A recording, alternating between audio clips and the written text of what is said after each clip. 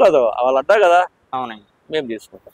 అదొకటండి. మరొకటి మనం పిఠాపురం న్యూస్ చూసుకుంటుంటే ప్రతి ఒక్కరు కూడా పవన్ కళ్యాణ్ గెలిచిన తర్వాత పిఠాపురం మొక్కమే చూస్తలేదంటున్నారు. దీనికోసం ఇంకొకటి ఈ మాట చూడు, 100 మందికి 100 మంది ఏమన్నాడు తెలుసా? పిఠాపురం ఎమ్మెల్యే అయిన తర్వాత చేయలేని పని ఆ రోజు చేసింది. అలా ఏ రోజు ఆవిర్భావ దినోత్సవం వర్మ ఫ్యామిలీని పిలిచి సత్కరించిండాల్సింది. అవునండి. శాలువతో సత్కరించి ఈ రోజు నేను నిలబడి స్టేజ్ వరకు ఉన్నానంటే నా విజయానికి కారకుడు వర్మ అని చెప్పి అతని శాలువా కప్పి, ఏమవుతుందండి 340 శాలువా కప్పేసి నువ్వు చేసింటే నువ్వు గొప్పడు అయిపోయింది. నువ్వు ఎక్కడ చిల్లరోడు అయినావు, చీప్ మెంటాలిటీ అయిపోయింది. అంటే ఈ గ్రహం అక్కడ తనకొస్తుంది. ఓకే అండి. ఏ గ్రహం అండి? నాగబాబు అనే గ్రహం. ఓకే. అదొకటి అండి. ఇప్పుడు దాని మీద కూడా మనం ఎందుకు ఆపుతున్నాం కావట్లేదు చెప్పరా అండి. అదొకటి మనం చూసుకుంటుంటే ఈ వర్మ విషయంలో వర్మ గారికి మరి నెక్స్ట్ ఎలా ఉండిపోతుంది? అక్కడ ఒకవేళ ఈయన వచ్చి ఉంటే మళ్ళీ పవన్ కళ్యాణ్ గారు మళ్ళీ అక్కడ పోటీ చేసే అవకాశం ఉందా? పొత్తు ఉండదు, కూటమి పొత్తు ఉండదు అంటారు వాళ్ళు. అంటే నాకు తెలిసి అంటే నా అనుభవం వాళ్ళ తెలియదు. బీజేపీను పవన్ కళ్యాణ్ వెళ్తారు పక్కకి. టీడీపీ ఒకటి వస్తుంది. టీడీపీ ఒకటి. వాళ్ళు పోతే ఈయనకి ప్లస్ కదా. ఎవరికి? జగన్. జగన్కి. కాకపోతే జగన్ ఏ విధంగా ఆచరిస్తారో వీళ్ళని ఎంతవరకు ఆదరిస్తారో చూడాలి. వాళ్ళిద్దరిని చంద్రబాబు ఎటువంటి పరిస్థితుల్లో ఈ రోజు ఎలక్షన్ పోయినా ఎవరు ఉన్నా లేకుండా 110 వస్తాయి చంద్రబాబుకి. నేను ఘంటాపదంగా చెప్తా సార్. అదొకటి అండి. ఇప్పుడు మనం ఆవేలో చూసుకుంటే మనం పిఠాపురం ప్రజలు రీసెంట్ గా మీడియా ఛానల్స్ ఏవైతే ఉన్నాయో ఈ ఆవిర్భావ తర్వాత అందరూ పిఠాపురం అయితే వెళ్ళారండి. పిఠాపురంలో ప్రజలందరూ చెప్తున్నారు ఏంటంటే ఇక్కడ మేము తప్పు చేసాము, వర్మని నమ్మి పవన్ కళ్యాణ్ కొట్టేసామని కూడా ఒక 4-5 మన దానికోసం ఏమంటారు? అది నిజమే అనుకోవచ్చా? నిజమే, 100%. వాళ్ళ అభిమానులే చెప్పారంటే. ఇప్పుడు నేను ఇద్దరిని మా ఊరికి ఫోన్ చేశాను, ఉంటారు కదా అభిమానులు. అనాదైతే తప్పుడు మాకు కూడా నచ్చలేదండి. పవన్ కళ్యాణ్ అభిమానమే, చిరంజీవి అన్న అభిమానమే, కానీ అది మాత్రం తప్పు. అతని సహకారం మరవలేనిది వర్మదని వీళ్ళు అనడం. వీళ్ళు పోయి వచ్చారంట. మేము కూడా పోయి 2 రోజులు క్యాన్వాస్ చేసి వచ్చాము. వర్మని చూసాం, ఎంత సున్నితంగా మాట్లాడతాడు, ఎంత హుందాతనంగా ఉంటాడు. తిన్నారా, మీరు ఏం కావాలా, మీరేంటంటే ఆ మొహమాటం పడొద్దని, మనమంతా ఒక్కటే, తెలుగుదేశము జనసేనని పెట్టుకోవద్దు, మీకు ఆకలి అయింది ఇబ్బంది చెప్పండి, పవన్ కళ్యాణ్ అవసరం లేదని కూడా నేను అతను చెప్తాను. వాళ్ళ అభిమానులే చెప్పారు, నేను ఫోన్ చేసి అడిగితే. మరి జనసేన ఇప్పుడు వర్మకి ఎమ్మెల్సీ హోదా ఇవన్నీ ఇవ్వకపోవడానికి కారణం ఒకటి ఏంటంటే బీజేపీ వాళ్ళు అడుగుకుంటే వర్మకు డిసైడ్. యాక్చువల్గా వర్మకు నాకు తెలిసి రాజ్యసభ ఇస్తారని నేను అనుకుంటున్నా. రేపు 5 సీట్లు వస్తున్నాయి, రాజ్యసభ 5 వస్తాయి 2020లో. 26 అదే ఇయర్ ఎండింగ్ జనవరిలో సంవత్సరం అనుకో, దాంట్లో ఇస్తారని నేను అనుకుంటాను. అయితే ఒకటి లేదు అంటే ఒక కార్పొరేషన్ 4 కార్పొరేషన్ పెండింగ్ ఉండే స్టేట్ వైడ్, అదన్నా ఒకటి ఇచ్చి ఇక్కడ వర్క్ చేయించుకోవాలనేది ఒకటి. సరే, అంతర్గత రాజకీయ విషయాలు మనకు చెప్పరు. ఒకవేళ రాజ్యసభ ఇచ్చిన, ఎమ్మెల్సీ ఇచ్చిన, నెక్స్ట్ ఎమ్మెల్యే మాత్రం వర్మనే. పొత్తు అయితే ఉండదు, పెట్టుకో చెప్తా, పొత్తు ఉండదు. దేనికి అనుకోవచ్చండి? వాళ్ళు బీజేపీలో చంద్రబాబు ఎప్పటికీ నమ్మరు. పోయేవాడిని కూడా ఆపాడు నితీష్ కుమార్ చంద్రబాబు. ఓకే. అస్సాంలో వాళ్ళ ఎమ్మెల్యేలు బీజేపీ తీసుకుని గవర్నమెంట్ పడగొట్టారు కదా. అప్పుడు అది లోకల్ ఇష్యూ తీసుకో, జాతీయ స్థాయి తీసుకోవద్దని చంద్రబాబు సలహా ఇచ్చింది. ఇప్పుడు ఇది ఆపకపోతే విజయసాయి రెడ్డి కూడా వైసీపీని వదిలేసి బీజేపీకి వచ్చే అవకాశం ఉన్నది. ఏం లేదు, డ్రామా అంతా వాళ్ళు. విజయసాయి రెడ్డి, జగన్ డ్రామా. వాళ్ళు ఎప్పటికప్పుడు డైవర్షన్ రాజకీయాలు మాట్లాడతారు. వాళ్ళని నమ్మి ముందుకెళ్తే మన గొంతు మనం కోసుకోవడమే.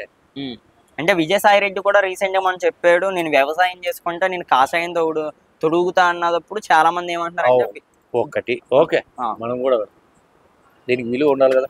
మళ్ళీ ఏంది నువ్వు వచ్చి చేసేది ఏంది?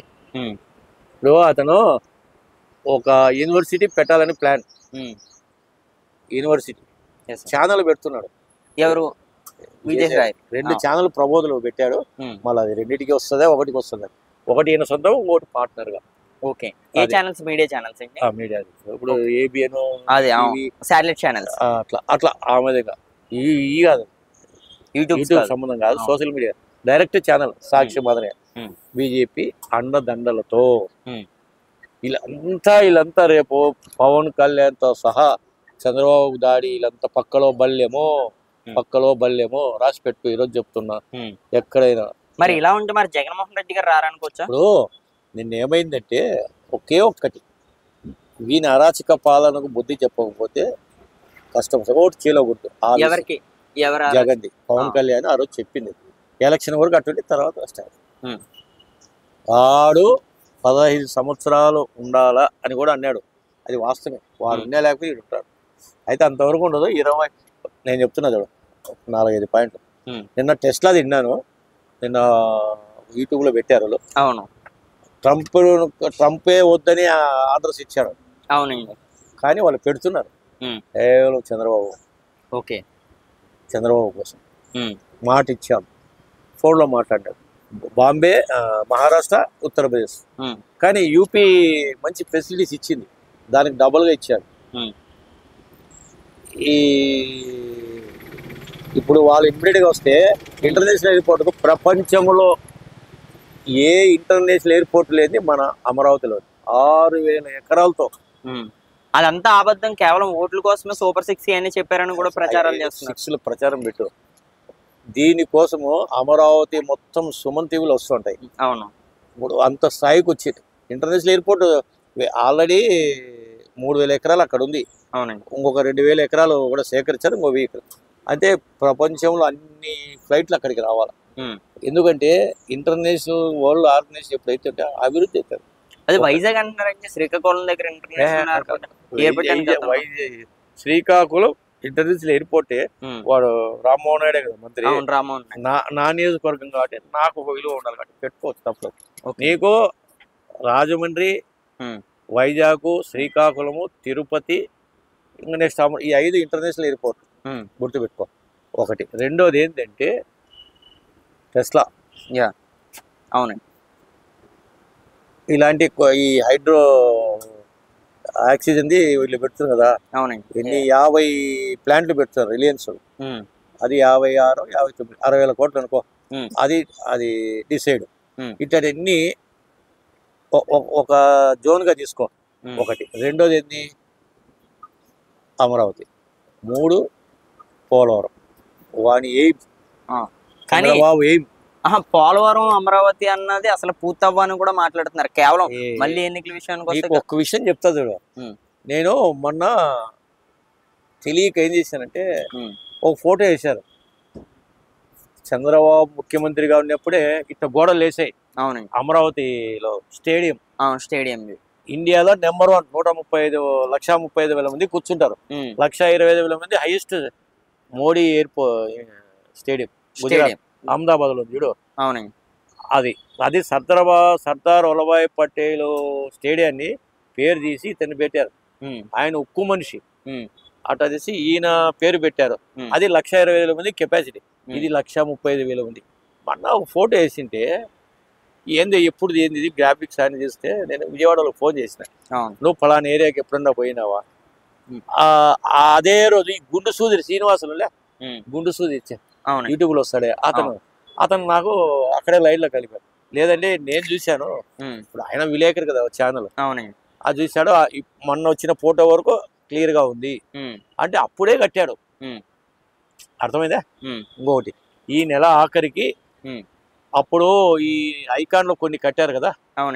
ఏదో 4, 8 G+15 అట్లాంటి ఎవరు IAS IPS లో కొంతమంది అవి ఓపెన్. రేపు మోదీ వస్తున్నారు కదా. అవునండి, అది నిజమే అనుకోవచ్చండి. చంద్రబాబు గారు నిజంగానే ఇవన్నీ ఓపెన్ చేయడానికి మోడీ గారిని ఇక్కడ వరకు తీసుకురొస్తున్నారు. అయిపోయింది, డేట్ ఫిక్స్ అయింది కదా, 15. వీళ్ళు డేట్ ఇచ్చేసినారు.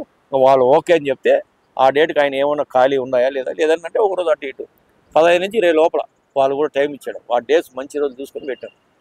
2 లక్షల కోట్ల శంకుస్థాపన జరుగుతున్నాయి ఆ రోజు అమరావతిలో. దిమ్మ తిరిగిపోవాలా. వీటన్ని చేసేమో తప్పు చేస్తున్నాడేమో నేను అనుకుంటా అంట.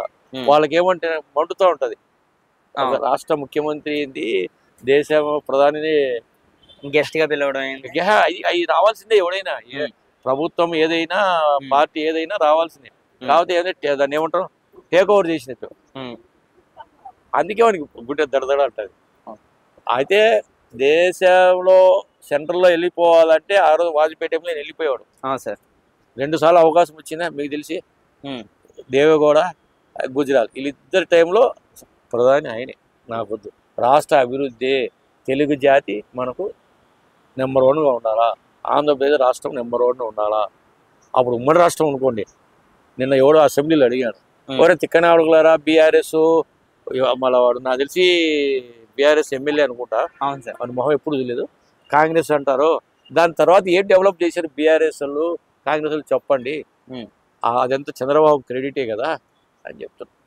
నిన్న అసెంబ్లీలో కొన్ని యూనివర్సిటీల పేర్లు మార్చారు. అవునండి. దాని గురించి దండం పెట్టి చంద్రబాబు గారు నన్ను క్షమించండి అని మొత్తం ఎక్స్ప్రెస్ గంట సేపు ఇచ్చాడు. అవునండి. నేను విన్నా. అది సభ్యత, సంస్కారం. అర్థమైందా?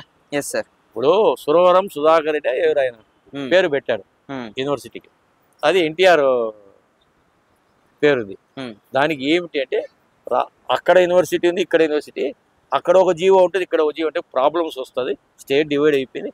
అక్కడ ఎన్టీఆర్ యూనివర్సిటీగా మీరు ఉన్నారు, మీ పరిపాలన అద్భుతం ఉంది, ఇక్కడ ఇది కొన్ని ప్రాబ్లమ్స్ వస్తాయి అని చెప్పి దాన్ని ఎందుకు మార్చాల్సిందో చెప్పాడు.